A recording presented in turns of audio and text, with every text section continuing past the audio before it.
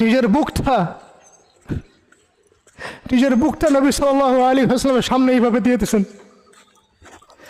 যে যতগুলো পাথর আসবে আমার গায়ে যেন লাগে, আমার নবীর গায়ে না লাগে। বরং এখন তো এমন যুগ চলতেছে যে মানুষ সামান্য দুনিয়াবী স্বার্থের কারণে, সামান্য দুনিয়াবী স্বার্থ, একটু মোহ, একটু দাম্ভিকতা, একটু অহংকার, একটু জিদ, একটু রাগ, একটু ক্ষোভ ইত্যাদির কারণে মানুষ, নিজের প্রিয় মানুষ আপনাকে মানুষের হাতে উঠাই দিতে পারে।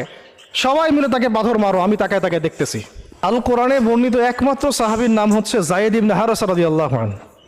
আমাদের এখানে যে ইয়াং ছেলেরা বসে আছেন সবার জন্যে যায়েদ বিন হারেসা রাদিয়াল্লাহু আনহু মহব্বত, ত্যাগ, ভালোবাসা, জীবন উৎসর্গের এবং জীবনের লক্ষ্য খুঁজে পাওয়ার একটা মূর্ত প্রতীক হতে পারে। একটু মনোযোগের সাথে অংশটা শুনেন, এটা শেষ অংশ।